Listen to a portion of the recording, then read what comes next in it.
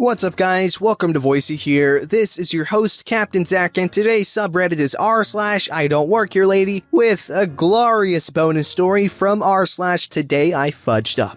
Don't forget to like, subscribe, and hit that bell to never miss an episode.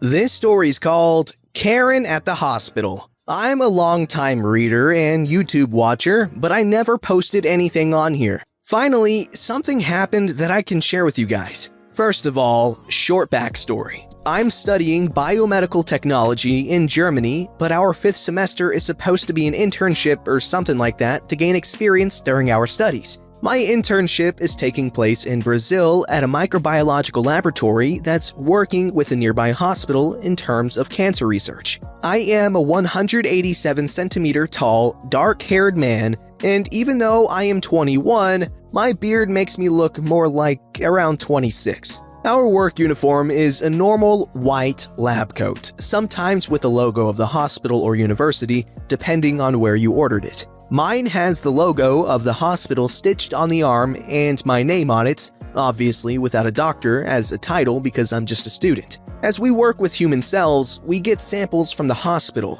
which are collected during surgery, and take them back to our laboratory where we do different experiments with them. For your information, the doctors also wear white lab coats like we, but they normally have their ID on them, which is a different color than all the others, and they also have doctor written before their names. So I was on my way to the hospital with a friend of mine to collect the samples, talking in English as my Portuguese is pretty bad and I can't understand the native people because they talk so fast. To get to the area where the samples are, we have to go through the emergency waiting room. There are always parents there with their kids which just have small injuries because their baby girl is so hurt. But usually no one speaks to me. But not this time. As we pass through there, a Karen storms towards me, grabs my arm and starts yelling at me. The only things I understood were waiting, child, and urgent. I was very confused about the whole situation, but as soon as I realized what she was talking about, I said, "Sorry, I don't speak Portuguese. I'm a German student. I don't work here." This made Karen even more furious because she was starting to scream right in my face, not letting go of my coat. My friend later told me that she screamed something like, "How dare you lie to me? You are clearly a doctor. You have an ID." Different color obviously states students. "And wear a white coat. Don't you make a fool out of me." Of course, with more swear words in there. At that time, an actual doctor, whom I became friends with, came into the room, saw me being grabbed and screamed at by Karen, and stormed onto her. He told her, translated by friend,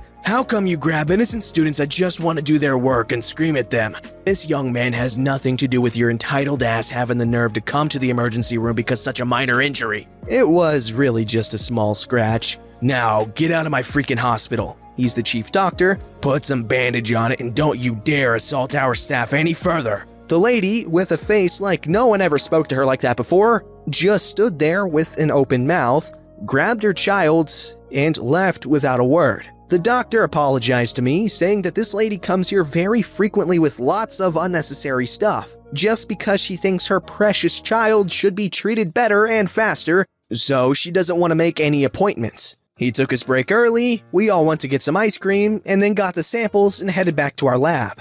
All the lab people had a good laugh about it, and everyone told their own occasions where they happened to run into Karens. Thanks for reading, and I'm open for critique and questions. Also, if any YouTuber picks up this story, make sure to tell me, so, have a nice day, y'all. Dude, you're never gonna believe what just happened, but a YouTuber just picked up your story, man! Anyways, man, if you do end up watching this, just letting you know your English and grammar are spectacular, especially considering it's your second language, so go for gold, dog. Anyways, regarding the juicy content of the story, that woman, you'd figure going to a hospital over her kid having a scratch, yeah, she'd be a little entitled. This story's called Shipping Groceries. Here's a story that stuck with me ever since it happened. This was 12 years ago while I was working at a grocery store for my final year of high school before moving away and starting at uni. First note, there were at least 4 other grocery stores from the same chain in the area. I had finished my shift, had the early shift, and was heading home when I realized I forgot to do my shopping after work. Good for me that another store is on my way home, and I decided to go do my shopping there. I get the things I need and head down to the register to cash out. When I get there, I notice there's a bit of a queue forming up, and I see that the cashier girl is working as fast as she can while attempting to call someone over to open a second register. Here's the scene. It's mid-afternoon and most people are finishing work and going grocery shopping before heading home. The store is full of customers and also the shift changes for the employees. At the register, there's a woman I know from my own workplace, referred to as single mom, with her 2 kids and a lot of groceries, doing her weekly shopping. Single mom is not having the greatest time, with her youngest kid on her arm and the other kid pulling on her, wanting to go home, and all while single mom is trying to put her groceries up on the counter. Behind single mom stands another woman, Karen, who's dressed smart. Skirt, shirt, and a business jacket. And this lady is impatient and clearly does not care for single mom and her struggles. Karen starts mouthing off to the cashier. "You need to call someone to come open up a second register. This is taking too long and I have an important meeting." "I've called a few times and someone will arrive when able to open up a—" "Don't give me that BS. I've been watching you. You haven't even bothered trying and you work so slow I'm surprised they even kept you on." At this point, I can tell single mom is feeling very embarrassed about causing a queue and her kids making a scene. I can also tell that the cashier is taken aback by the comments from Karen. Second note. I had a part-time job as a bouncer/doorman at one of the local pubs in addition to the grocery store. Dealing with drunk and/or entitled idiots makes dealing with people like Karen a lot more manageable. Excuse me, miss, she did call for someone to come, but the store is in a rush at the moment. Just be patient and everything will work out fine. Karen turned around and looked at me with a stare that could melt paint. "How dare you speak to me like that? I am CEO at Boats R Us shipping company and I will not tolerate anyone talking that way to me." She then looks me over and we both realize I'm wearing my uniform under my unzipped jacket. "Get over in that register and do your effing job." "Listen, I don't work in this store. I work at the other one a few blocks down." "Lies. You have your uniform on. Trying to slack off, are you? Get behind the register or I'll have you fired. One word to your manager should do the trick." Before I can respond to these threats, the sweet cashier attempts to cut in. "He doesn't work for us, lady. He's employed at another store." "Shut the F up. I'm going to get you both fired for this incompetence." Her gaze now shifts to single mom, who's putting up her final few items and getting ready to pay. The face of single mom drains of all color when she realizes her wallet is missing, and without missing a beat, Karen goes into overdrive. "Are you effing joking? All that waiting with those whiny brats for you to not even have your wallet with you? This is unacceptable. I demand to speak to the manager. You too," pointing a finger in my face and at the cashier, "are finished here, and you," pointing at single mom and her kids, "get your effing kids and get out. I suggest doing your shopping somewhere else and get rid of your kids while you're at it. You're clearly not cut out to be a mother." I just about lost it here. I knew single mom from our own store and she's a loyal customer to our chain of stores. Her kids are quite nice and polite, but like everyone else in life, they can also have a bad day. Seeing her starting to tear up got my blood boiling. "Hey!" And that's about as far as I got when from behind, a voice calls out from an unknown stranger. This man moves past me, holding a carton of milk and a loaf of bread, and moves up to single mom and the cashier. "You lost your wallet somewhere, miss." "I must have dropped it when I got my kids from kindergarten. I am so sorry for this." "Don't fret, miss. I'll pay for your items," he said with a kind smile. Karen is actually speechless at this point, but I can tell she's fuming at this man and she is not done.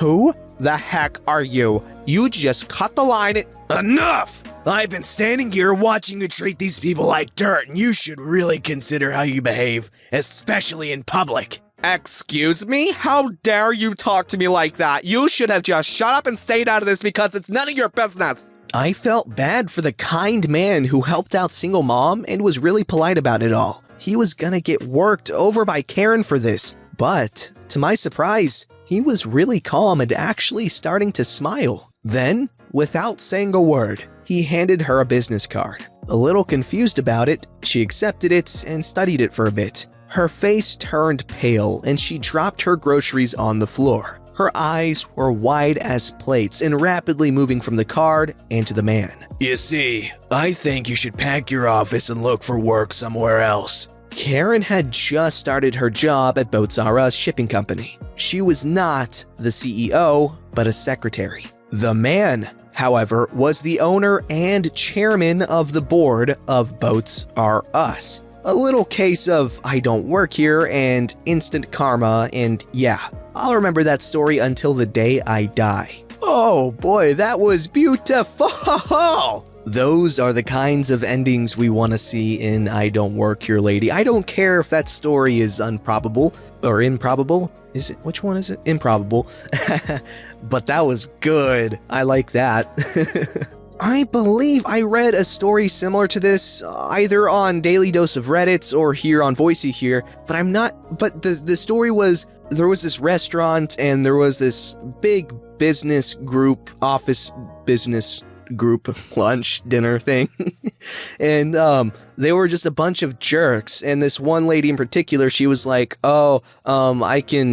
she's basically saying, I've got tons of pool in the area because, you know, I work for this business, I'm really high up, but it turned out she was a secretary, and they complained, or at least the owner of the business they worked for caught wind of their buttholery, and she ended up getting fired because she was just a secretary, you know, claiming to have all this pool. It was funny, satisfying, because not only do they get fired, not only do they get, you know, crapped on, you know, like, hey, you, like how the guy did, but she's publicly ridiculed. It's beautiful, because she seemed to think that she could make everyone feel horrible about themselves around her, and then the owner shows up and he's like, ha, you secretary. Not that there's anything wrong with being a secretary, but don't claim you're a CEO when you're a secretary, because they're both obviously very different in terms of power, I guess, within the organization.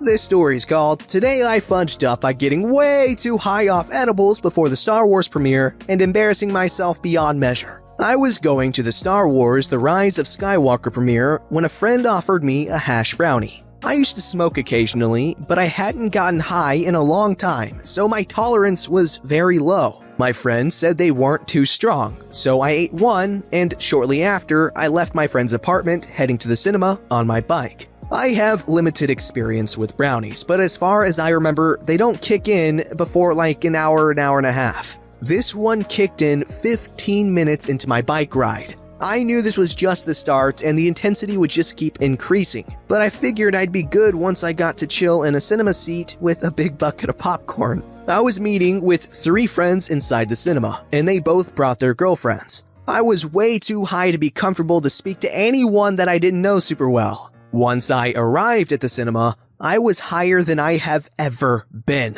I found my friends and tried my best to appear as sober as possible, but I was way too high, so I excused myself and went to the bathroom. I splashed water in my face and chilled on the toilet for 20 minutes until it was almost time for the movie to start. I found my friends again, and we waited in the crowd outside the entrance to the cinema hall. There was a guy puking in one of the trash cans in the entrance hall for whatever reason, and a random guy just next to us looked at him and said, "Wow, the movie can't be that bad." The idea of him puking because he didn't like a movie made me burst into laughter. It wasn't a loud kind of laughter, but the silent kind of one where your whole face spazzes out and you can barely breathe. People start looking at me because I can barely stand up from laughing so much. This is when I realize that it looks like I am just laughing at a guy puking in a trash can. At this point, I know I should stop laughing, but my highness takes me way back to primary school when it was 1,000 times harder to stop laughing, when the teacher yells at you to stop laughing. I walk to the toilet, which I just used for 20 minutes,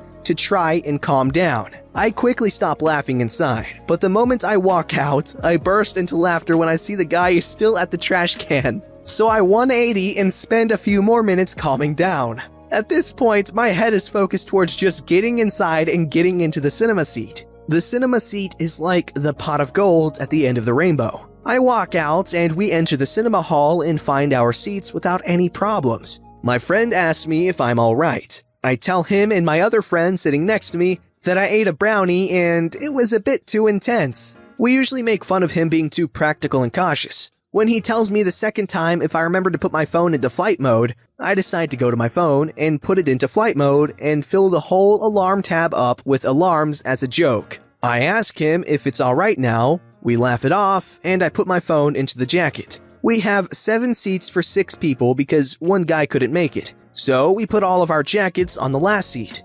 Suddenly, during a very crucial and quiet scene in the movie, no spoilers, an alarm goes off full volume. People start looking towards the direction of the sound, loads of people shouting, being high as hell, and the sound coming 6 seats to the left. I'm not even registering that it could be mine. So I'm just sitting there like the rest of the people thinking, turn that crap off. 20 seconds into the alarm, my friend's girlfriend lifts up the jacket shouting down to us, "Who owns this jacket?" And I look at it and realize that it is indeed my phone going off. I fumble with the jacket while half the cinema is looking at me, but I manage to get my phone out eventually and turn off the alarm. I raise my hand and say, "Sorry." All I hear is people saying, "Shut up," and "Freaking idiot." I have never felt such embarrassment in my entire life. I felt so bad that I ruined the cinema experience for a lot of people. Oh no, that would be really bad. Ooh, and Star Wars fans, they're pretty militant, man.